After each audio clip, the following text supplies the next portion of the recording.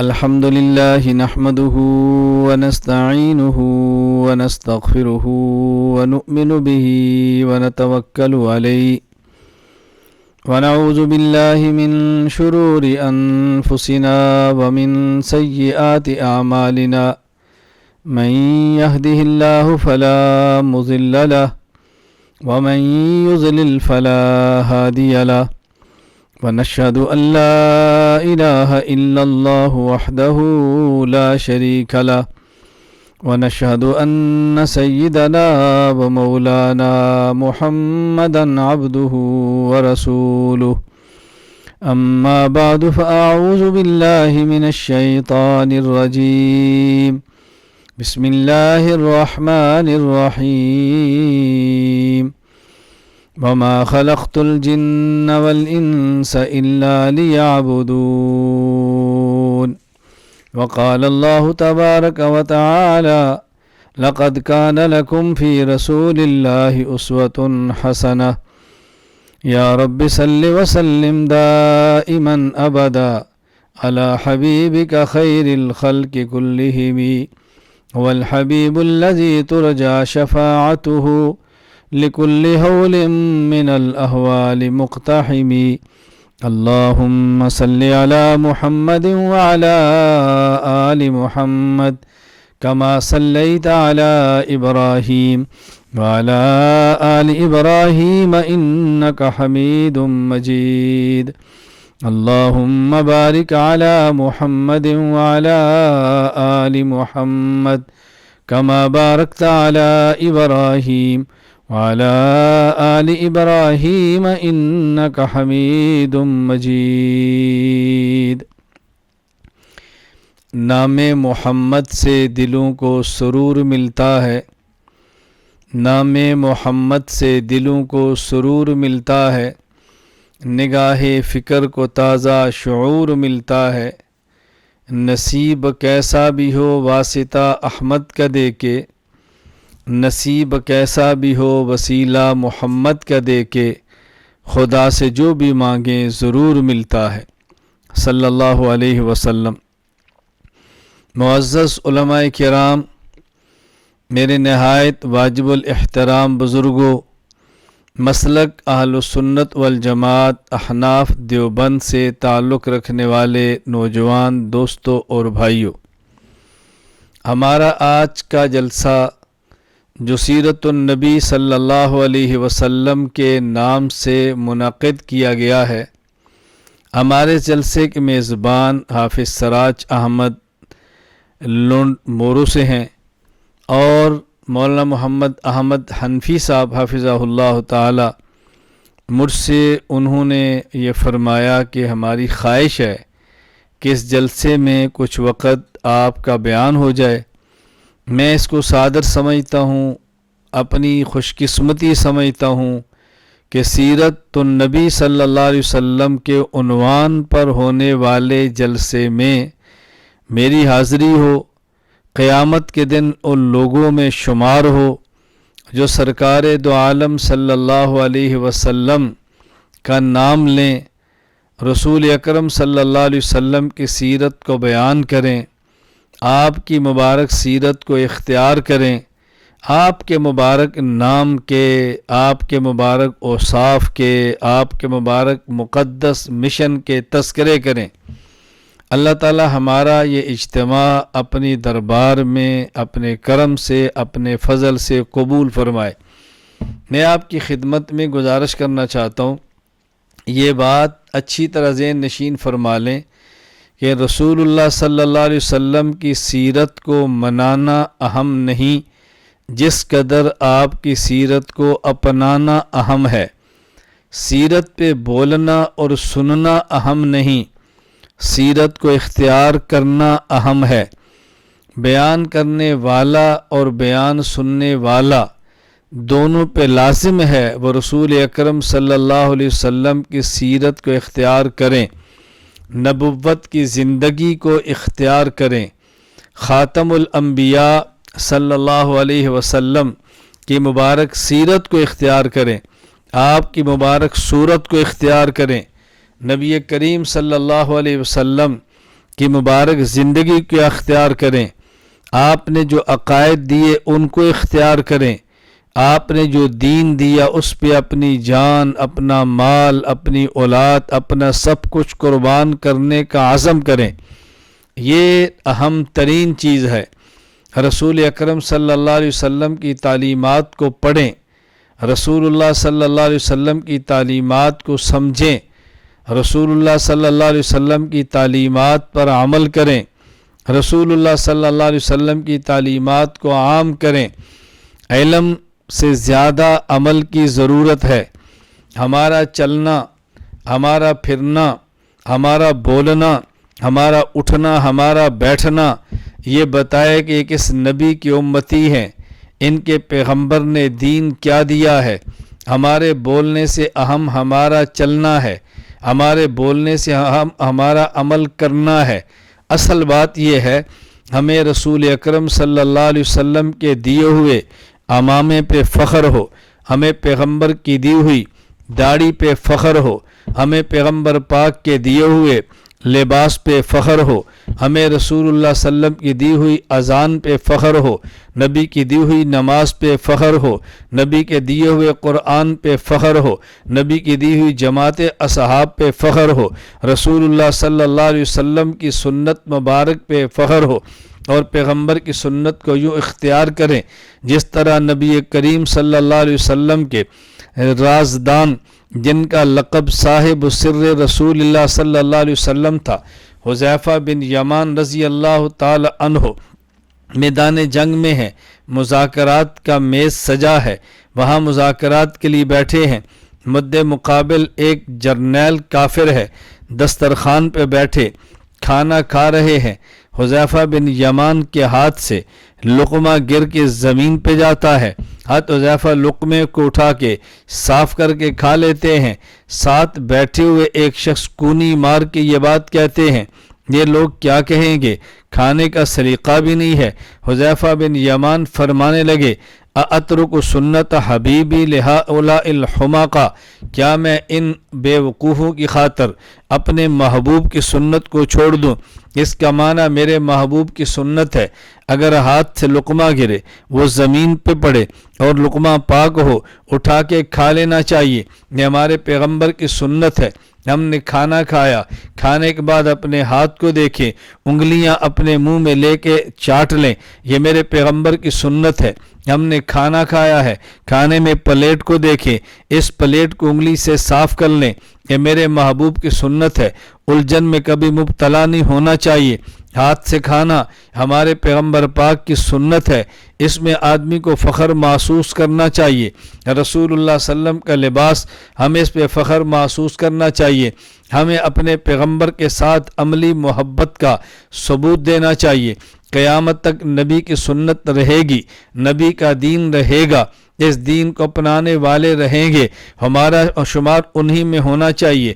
ایسے بدبخت بھی ہوں گے جن کے عقائد ٹھیک نہیں ہوں گے، کوئی اہل بدعت ہوں گے، کوئی اہل ضلالت، اہل الہاد ہوں گے۔ ہم دیوبند والے الہاد والے بھی نہیں ہیں، ہم دیوبند والے بدعات والے بھی نہیں ہیں، ہم دیوبند والے سنت والجماعت والے ہیں، ہم پیغمبر پاک کی اہل سنت والجماعت مبارک جماعت سے تعلق رکھتے ہیں۔ اور یہاں اس بات کو اچھی طرح سمجھ لیں، ہم دیوبند والے خود کو اہل سنت والجماعت کہتے ہیں، اہل بدعت خود کو اہل سنت و جماعت کہتے ہیں۔ ایک شخص مجھ سے یہ بات پوچھتا ہے کہ یہ بتائیے اہل سنت والجماعت ہم ہیں، اہل سنت و جماعت وہ ہیں، دونوں میں فرق کیا ہے؟ آپ دیوبند کی مساجد کو دیکھ لیجئے، اہل سنت والجماعت لکھا ہوگا، اہل بدعت کی مساجد کو دیکھیے، اہل سنت و جماعت لکھا ہوگا۔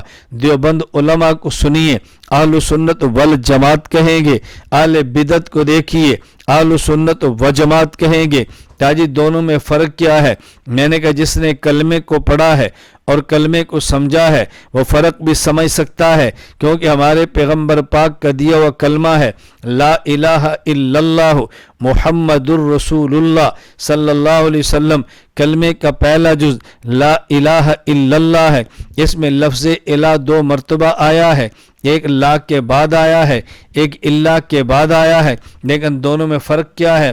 لا کے بعد آنے والا الہ اس پر الف لام نہیں ہے، اللہ کے بعد آنے والا الہ اس پہ الف لام ہے، تبھی تو اس کو الا اللہ کہتے ہیں۔ جب الہ ہو اوپر الف لام آئے تو اللہ بنتا ہے، الف لام نہ ہو تو صرف الہ بنتا ہے۔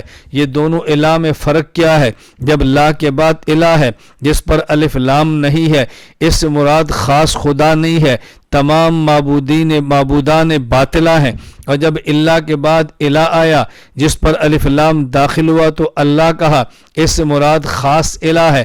اس کا مطلب یہ ہے کہ جب الہ پر الف لام آ جائے تو مراد خاص الہ خدا ہوتا ہے، الف لام کو ہٹا دیا جائے تو پھر عام الہ معبود باطل بھی اس میں شامل ہوتے ہیں۔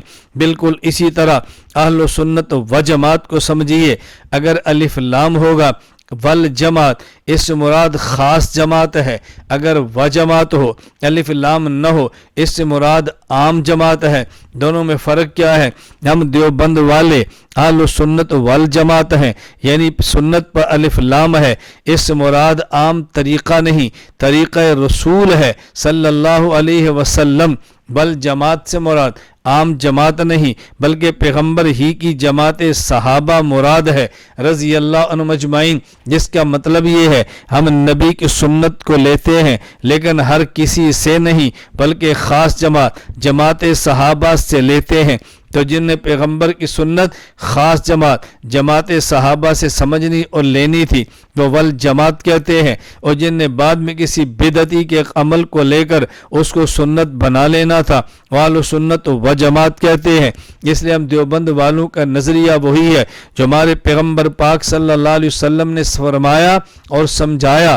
آپ عبداللہ بن عمر رضی اللہ عنہ فرماتے ہیں رسول اللہ صلی اللہ علیہ وسلم نے فرمایا ستفترق امتی علی 73، اللہ کے نبی سمجھا رہے ہیں لیاتین علی بنی اسرائیل حسب النال بن نال، میری امت بنی اسرائیل نقش قدم پہ چلے گی، حتی ان کان منہم من اتا امہ علانیہ لیاتین فی امتی من یصنع ذالک، حتیٰ کہ اگر بنی اسرائیل میں کوئی بدبخت تھا جس نے اپنی ماں سے منہ کالا کیا، میری امت میں ایسے بدبخت آئیں گے جو اپنی ماں سے منہ کالا کریں گے۔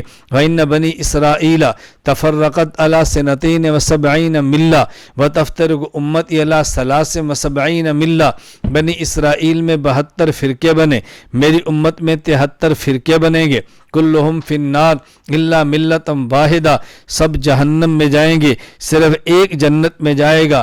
قیل من ہی یا رسول اللہ، پوچھا گیا وہ جنت میں جانے والا فرقہ کون سا ہوگا؟ فرمایا ما انا علیہ و اصحابی، ما انا علیہ و اصحابی، جنت میں جانے والا فرقہ وہ ہوگا جو میرے اور میرے صحابہ کے دین پر ہوگا، جو دین حدیث تو مجھ سے لے گا اور اس کی شرح میرے صحابہ سے لے گا۔ ما انا علیہ و اصحابی یعنی پیغمبر کی سنت ہوگی، لے گا پیغمبر کی جماعت صحابہ سے۔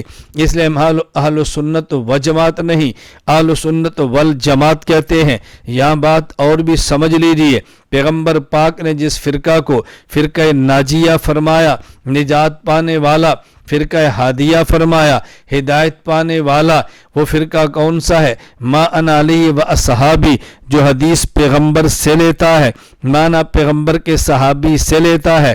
یہ میں بات اس لیے کہہ رہا ہوں، ہمارے ہاں ایک معاملہ اور بھی ہے، ایک فتنہ اور بھی ہے، ایک فرقہ اور بھی ہے۔ وہ کون سا؟ ہر بات میں کہیں گے ہم تو پیغمبر کی حدیث پہ عمل کرتے ہیں، ہم تو نبی کی حدیث کو لیتے ہیں۔ بھائی دیوبند والوں سے پوچھو تو ہم بھی تو یہی بات کہتے ہیں، ہم نبی کی حدیث کی بات کرتے ہیں۔ بس اوقات لوگ پھر الجھن کے اندر مبتلا ہوتے ہیں۔ بھائی آپ یہ بتائیں ان میں اور آپ میں اختلاف کیا ہے؟ میں کہتا ہوں پہلے ان سے پوچھ لیجئے پھر ہم سے پوچھئے۔ کیا جی ان سے پوچھا ہے؟ میں نے کہا وہ کیا کہتے ہیں؟ کیا جی ان سے پوچھا تو وہ کہتے ہیں اگر تم نے بات ماننی ہے حضرت محمد نبی کی ہمارے پاس آؤ، اگر بات ماننی ہے امام ابو حنیفہ کی تو ان کے پاس جاؤ، اگر تم ہمارے پاس آؤ گے تمہیں حدیث ملے گی، ان کے پاس جاؤ گے تمہیں فقہ ملے گی۔ وہ تو یہ بات کہتے ہیں۔ میں نے کہا نہیں، جھوٹ بولتے ہیں۔ کہا جی آپ کیا کہتے ہیں؟ میں نے کہا ہم کہتے ہیں ان کے پاس جاؤ وہاں بھی حدیث ہے، ہمارے پاس آؤ یہاں بھی حدیث ہے، کوئی جی دونوں میں فرق کیا ہے؟ میں نے کہا دونوں میں فرق یہ ہے مسئلہ حدیث کا نہیں ہے، مسئلہ حدیث کو سمجھنے کا ہے۔ میں ایک مثال دوں گا تو بات سمجھ آئے گی۔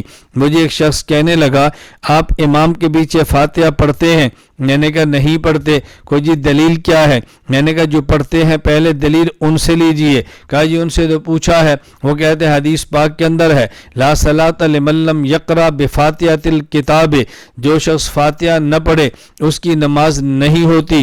میں نے کہا یہاں اللہ کے نبی نے کیا فرمایا؟ لا صلاۃ لمن، جو فاتحہ نہ پڑھے اس کی نماز نہیں ہوتی۔ وہ کیا کہتے ہیں؟ کہا جی وہ تو اس حدیث کو یوں سمجھاتے ہیں لا صلاۃ لمن لم یقرأ بفاتحۃ الکتاب، نہیں فاتحہ اس شخص کی جو نہیں نماز اس شخص کی جو فاتحہ نہ پڑھے، امام کے بھی جو فاتحہ نہ پڑھے، خواہ وہ امام ہو، خواہ وہ مقتدی ہو، خواہ وہ اکیلا ہو۔ میں نے کہا انہوں نے جو من کا معنی کیا ہے جو اتنا لمبا، یہ معنی کس نے کیا ہے؟ خواہ امام، خواہ مقتدی، خواہ اکیلا، یہ خواہ والا معنی کس نے کیا ہے؟ مجھے بتاؤ حدیث کس کی ہے؟ کہا جی نبی پاک کی۔ تو میں نے کہا سمجھ لیتے ہیں، نبی پاک کے صحابی سے رضی اللہ تعالیٰ عنہ حضرت جابر پیغمبر کے صحابی ہیں، وہ اس حدیث کا معنی بیان فرماتے ہیں لا صلاۃ لمن لم یقرأ بفاتحۃ الکتاب ان ھذا اذا کان وحدہ، جو شخص فاتحہ نہ پڑھے اس کی نماز نہیں ہوتی۔ یہ حدیث اکیلے آدمی کے لیے ہے۔ اس کا مطلب کیا؟ مقتدی کے لیے نہیں، یہ اکیلے کے لیے ہے۔ آدمی تنہا نماز پڑھ رہا ہو اور فاتحہ نہ پڑھے اس کی نماز نہیں ہوتی۔ جہاں تک تعلق امام کا ہے اس کے لیے دوسری حدیث موجود، مقتدی کا ہے وہاں دوسری حدیث موجود ہے من کان لہ امام فقراءۃ الامام لہ قراءۃ، کہ جس شخص کا امام موجود ہے امام کا قرآن پڑھ لینا، یہ مقتدی کا قرآن پڑھ لینا ہے۔ امام نے پڑھا تو مقتدی نے بھی پڑھ لیا، تو مقتدی کی فاتحہ ہوگی جب امام نے پڑھ لی ہے۔ تو پیغمبر پاک کی حدیث لا صلاۃ لمن لم یقرأ بفاتحۃ الکتاب، اگر اس کا معنی صحابی سے لیں تو پھر امام کے پیچھے فاتحہ نہیں ہے، اگر اس کا معنی وہابی سے لیں تو پھر امام کے پیچھے فاتحہ موجود ہے۔ تو بھئی حدیث کی بات وہ بھی کرتے ہیں، حدیث کی بات ہم بھی کرتے ہیں۔ فرق یہ ہے ہم کہتے ہیں حدیث کا لفظ آپ نے صحابی سے لیا ہے تو حدیث کا معنی بھی صحابی سے لو، وہ کہتے ہیں حدیث کا لفظ صحابی سے لیا ہے معنی وہابی سے لیں گے۔ حدیث کا لفظ صحابی سے لے کے معنی صحابی سے لیں تو مسلک ہمارا بن جاتا ہے، حدیث کا لفظ صحابی سے لے کے معنی وہابی سے لیں تو مسلک ان کا بن جاتا ہے۔ تو ہم اہل سنت والجماعت ہیں، اس لیے ہم پیغمبر پاک کی سنت کو لیتے ہیں تو پیغمبر پاک کے صحابہ سے لیتے ہیں۔ یہ سیرت کا جلسہ ہے، علماء کرام بیان فرمائیں گے، آپ بیان کو سنیں گے۔ اللہ تعالیٰ مجھے اور آپ سب کو عمل کرنے کی توفیق عطا فرمائے۔ میں نے مختصر سی آپ کے جلسے میں حاضری لگوائی ہے حافظ سراج احمد صاحب کی دعوت پہ، مولانا محمد احمد صاحب کے فرمانے پہ۔ جتنے علماء کرام یہاں موجود ہیں میں علماء کرام کی قدر کرتا ہوں، عزت کرتا ہوں، محبت کی نگاہ سے دیکھتا ہوں، اور آپ سب سے گزارش کروں گا کہ سیرت کے جلسے سے سبق لے کر جاؤ۔ ہم انشاءاللہ پیغمبر کی صورت اپنائیں گے، پیغمبر کی سیرت اپنائیں گے، اپنے سر پہ عمامے اور ٹوپی کا اہتمام کریں گے، اپنے چہرے پہ داڑھی کو رکھیں گے، اپنی اولاد کو مدارس میں داخل کرائیں گے، علماء سے محبت کریں گے، علماء سے جڑ کے رہیں گے۔ میدان علم کا ہو تب بھی علماء کے ساتھ ہیں، میدان تبلیغ کا ہو تب بھی علماء کے ساتھ ہیں، میدان خانقاہ ہو تب بھی علماء کے ساتھ ہیں، میدان سیاست کا ہو تب بھی علماء کے ساتھ ہیں۔ ہمارا مرنا اور جینا علماء کے ساتھ ہے، اٹھنا اور بیٹھنا علماء کے ساتھ ہے، سونا اور جاگنا علماء کے ساتھ ہے، اس لیے کہ یہ علماء پیغمبر کے وارث ہیں۔ رسول اکرم صلی اللہ علیہ وسلم نے فرمایا ان العلماء ورثۃ الانبیاء، علماء ہی صحیح معنوں میں پیغمبر کے وارث ہیں۔ اگر پیغمبر کی وراثت ملے گی تو علماء سے ملے گی، دین ملے گا تو علماء سے ملے گا، دین کے سارے شعبے ملیں گے تو علماء سے ملیں گے۔ اس لیے علماء کے ساتھ جڑ کے رہنا ہے، علماء سے تعلق مضبوط رکھنا ہے۔ اللہ مجھے بھی اور آپ سب کو بھی سنت کے مطابق زندگی گزارنے کی توفیق عطا فرمائے۔ وآخر دعوانا ان الحمد للہ رب العالمین۔ السلام علیکم ورحمۃ اللہ وبرکاتہ۔